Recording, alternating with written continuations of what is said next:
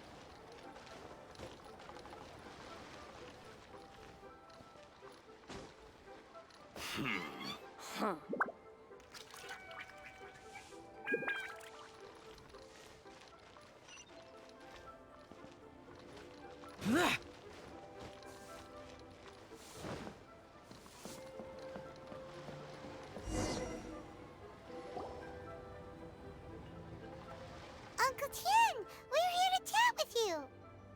Oh? What a lovely surprise. Welcome. Hoishi, why don't you go downstairs and get the shopkeeper to make us a fresh pot of tea?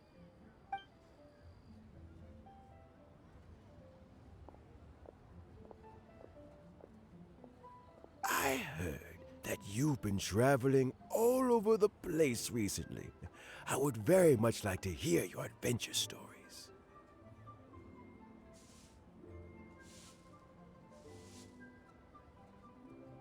Hoishin told you, didn't she?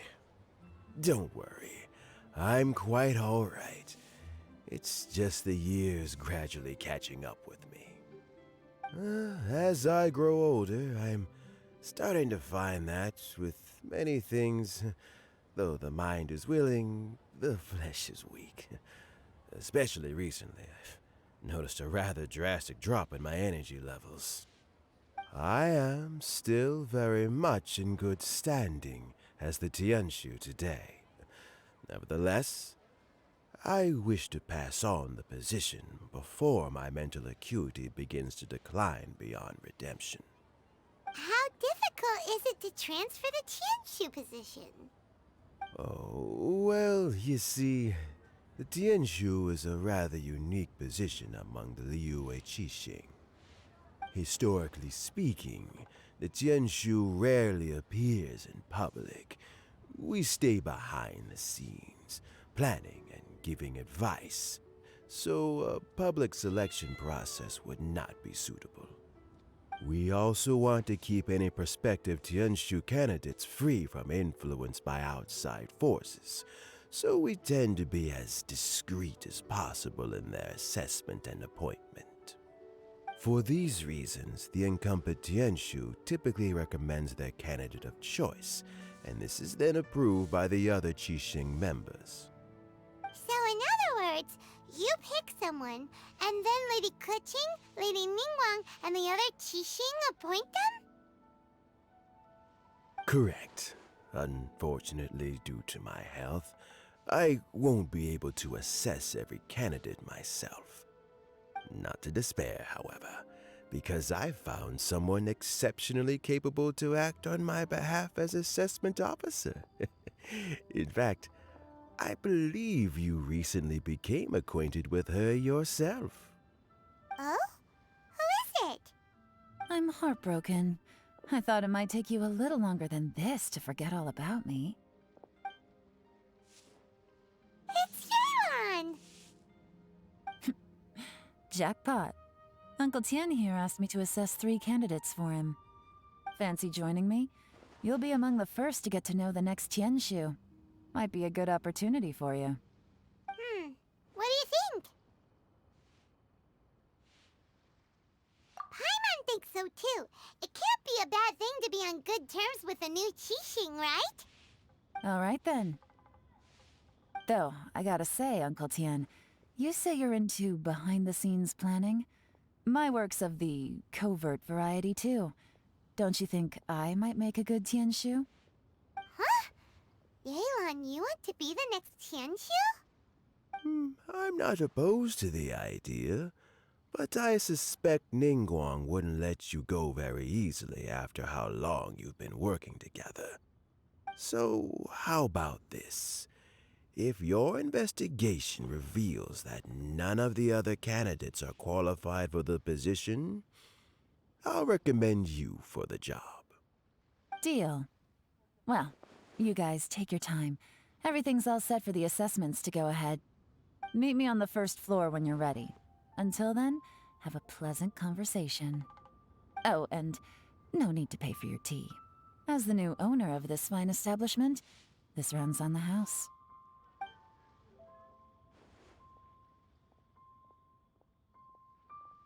You're all set? Uncle Tian seems really worn down. It's like all his energy's gone. Yeah, it may sound harsh, but Uncle Tian is past his prime. He's not cut out for this anymore. So he's recommended 3 candidates. Their names are Qinwei, Mingbo, and Zhi. Qinwei is a wealthy entrepreneur. Mingbo works at the Liyue Ministry of Civil Affairs, and Zhi is focused on study and travel. Try to keep all that in mind. Of course, it doesn't really matter if you forget, since we'll be assessing them at Yuehai Pavilion in a short while. Qianwei, Mingbo, Zhi. Paimon should be able to remember their names, but what does the assessment involve exactly? Let's leave that until we get to Yuehai Pavilion. All right. Heads in the game, people. The stakes don't get much higher than a change in the Qixing. We can't afford to miss anything, no matter how small. Got it. We'll keep our eyes wide open.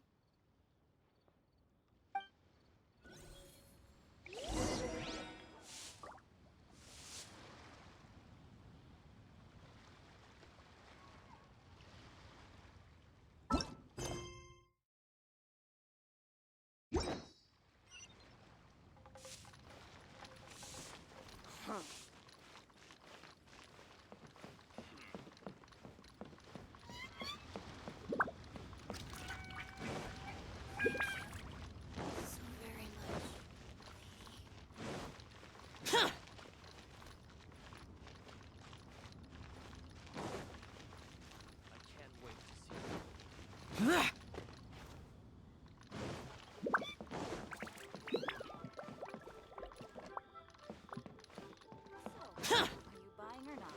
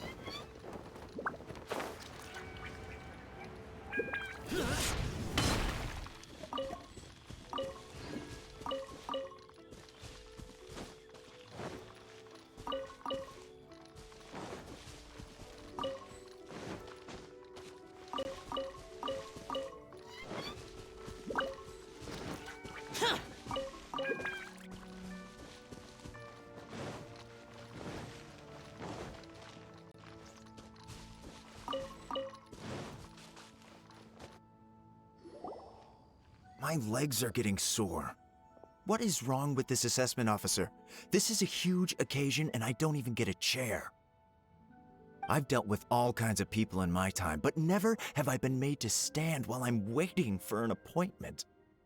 Oh, I think it's fine. That's called being complacent. If you're happy to just accept the way things are, you'll never be able to change anything in the future. Oh, come on. That's just... Now you're just being unreasonable. All right, you two. Let's not get into a big Qianwei, that was a bit uncalled for. And Mingbo, cut him some slack. We've all been standing around for a while. It's natural to be getting irritable. Look, how about this? There's no rule saying we're obliged to stand up while we wait, so why don't we borrow some chairs from the guild nearby? Fine. They're not the best quality chairs, to be sure. But under the circumstances, it would be better than nothing. It looks like all 3 candidates have arrived. We'll meet them formally soon. Before that, let me run you through the assessment process. I've split it into 2 stages: current affairs and planning, and face-to-face interview. In the first stage, candidates are required to submit a manifesto for Liyue's development. In the second stage, we will ask them some questions in person. Writing a manifesto takes time, so I informed them of this requirement in advance. These are the reports they submitted.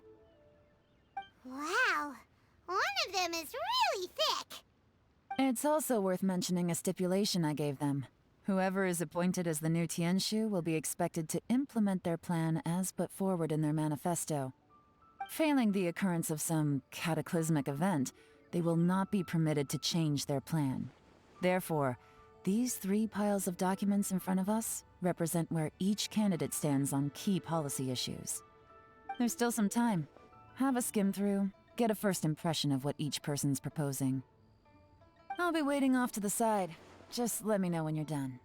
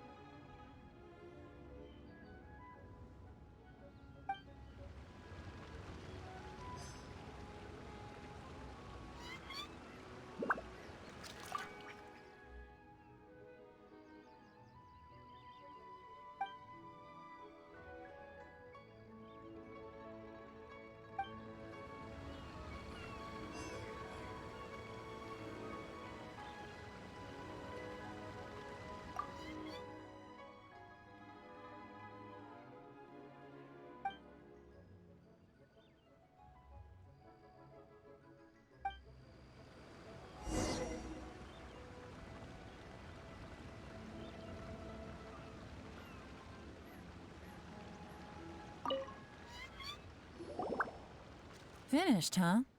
What did you think? Everyone took it very seriously. Of course they did. They have the chance to be picked as the new Tianshu, so you can bet they're putting their best foot forward. And keep in mind, whoever gets in has to execute their plan as written. Nobody wants to have any regrets.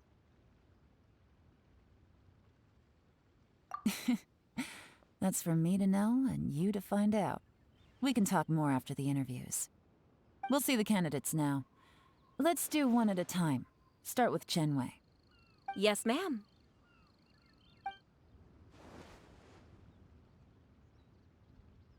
Oh? So you 2 are the assessment officers, are you? I had assumed that given the great import of this situation, Lady Ningguang would perhaps be assessing us in person. I certainly hadn't imagined I'd be seeing 2 entirely unfamiliar faces. I trust you've read through my manifesto? I'd be more than happy to clarify any details you found difficult to grasp. It was written with an expert audience in mind, after all. Mind your tone, mister. Relax. It wasn't intended as a personal slight against anyone in particular. I was simply stating a fact. Cloud Retainer? You know this Adeptus? Oh, yes, I remember now. You must be the traveler that people are constantly talking about. With your sterling reputation, you must have a respectable level of erudition. Perhaps you will be able to understand the concepts I have put forward. Although I shouldn't get my hopes up. Oh, is it my turn? Yes. Please introduce yourself. I'm, Mingbo. I work in the Ministry of Civil Affairs. I've worked there for, 9 years, 5 months, and 3 days. In that time, I've handled, 2,347 cases. I have 12 active cases at the moment. They should be concluded in, 16 days? My current work is related to urban planning, and I'm also responsible for, auditing the accounts. To be more precise, there are 3 parts to the accounts, namely... Is it just Paimon, or is he not very good at public speaking? You know what? Let's leave the self-introduction there and move on to some questions. Oh, okay. Sorry.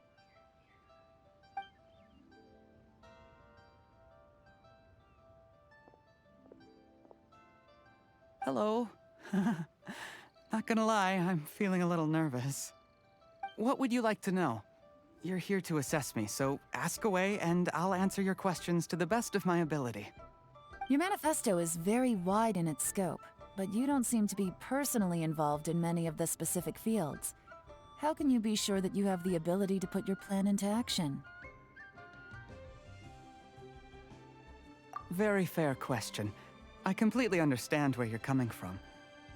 But I'm confident in my plan. I've visited many different places, talked to lots of people with far more expertise than myself, and my manifesto is the conclusion of these efforts.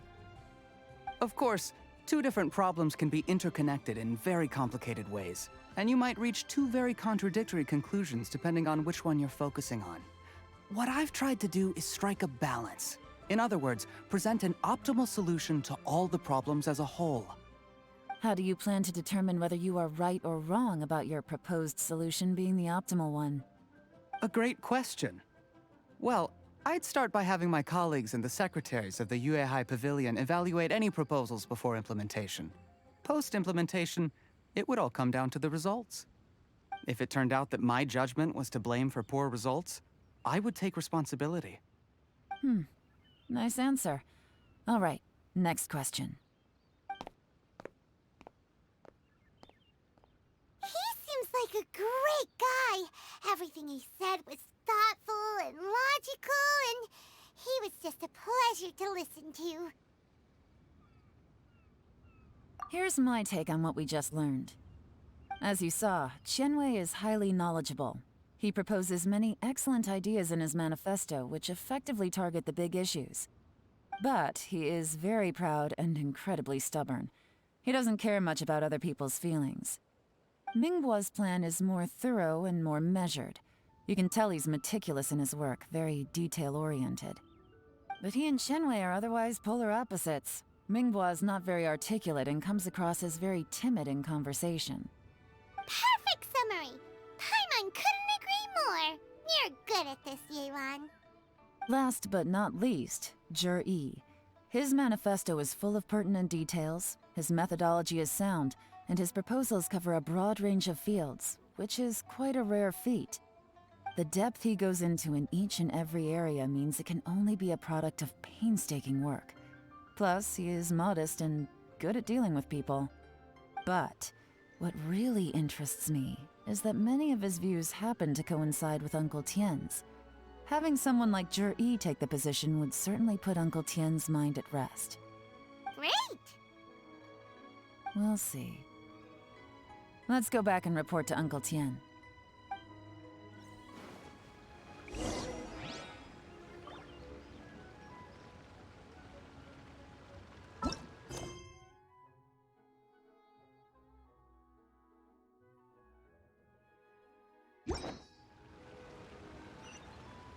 The damned will sooner die again than lay a hand on me.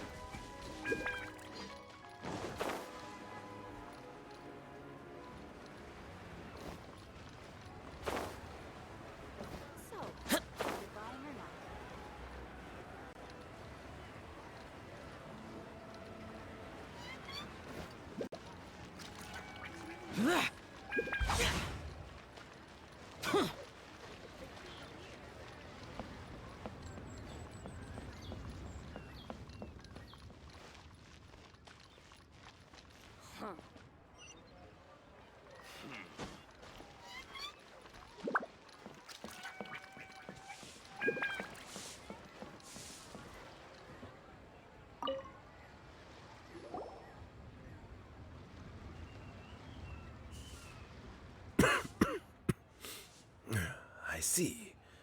Then it's more or less as I anticipated. All right, then let me ask this. The ideas in Jur-E's manifesto are very similar to your own. Is there any particular reason behind this? Oh, I didn't want to say anything when I gave you the list of candidates, for fear of affecting your judgment. But I can tell you now. Those 3 candidates have all studied under me in the past. It's only natural that they share some similarities with me. But Xin Wei went on to focus on his business, and Ming Bo has always been occupied with his work at the Ministry of Civil Affairs. Of all of them, Juri was with me for the longest duration. Whoa! So how did you get to know them all, Uncle Tian? Chen Wei was referred to me by an old friend. Ming Bo came to my attention in the course of my work, and as for Juri, that was pure happenstance. We first met while fishing. Gradually, as we got to know each other, we started discussing all sorts of topics. Juri came from a poor family, and his parents died when he was very young. But he was a gifted student and a fast learner. He reminded me of a younger version of myself, so I started out giving him a few words of advice when we were out fishing and noticed how quickly he got on. Quite. And now, all of a sudden, he's grown into a mature young man. It's a joy to see, but it also gets one thinking. The young are growing up, and I am growing old. How time flies. No one can escape the cycle of life. I don't know, Uncle Tian. You still seem in pretty good shape to me. You might have another few years of work left in you, don't you think? Oh, you. There's really no need to console me. Having less energy than I used to isn't such a bad thing.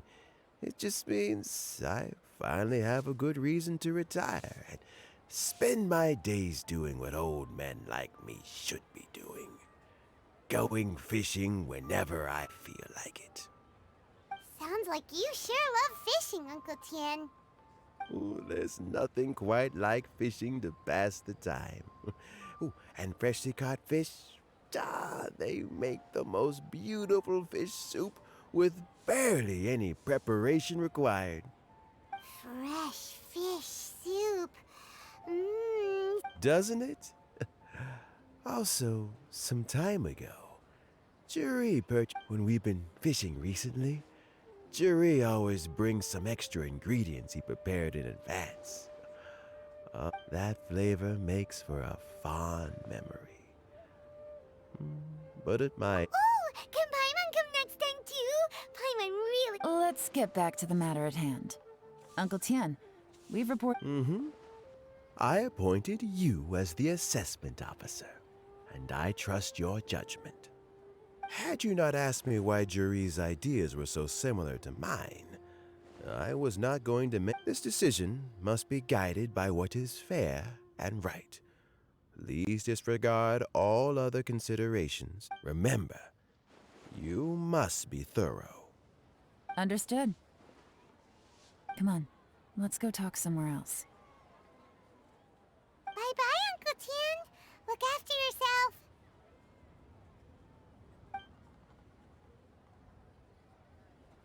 So, it's gonna be Jiri, right?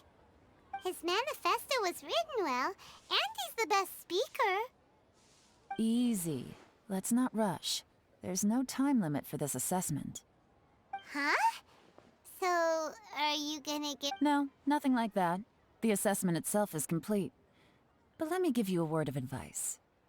The biggest no-no in intelligence work is to only get information from the person of interest themselves. The truth is almost always hidden beneath many layers of deception. You have to get information through many different channels. For example, Wenyuan, Shanghua. Yes? Lady Yelan, what are your orders? Ugh!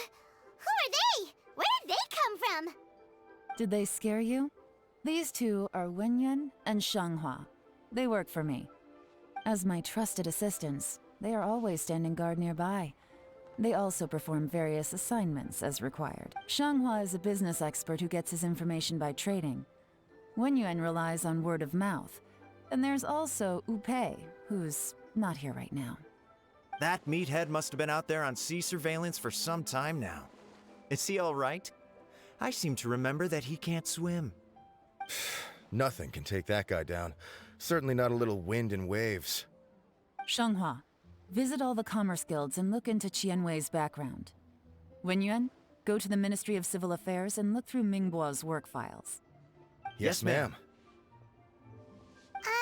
So what about Jiri?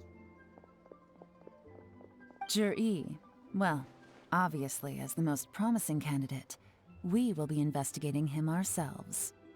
Let's go to the docks first. Lots of people passing through there. You can find out all kinds of things. If we're looking for information, why don't we try talking to Bulai, the owner of Wanyu Boutique?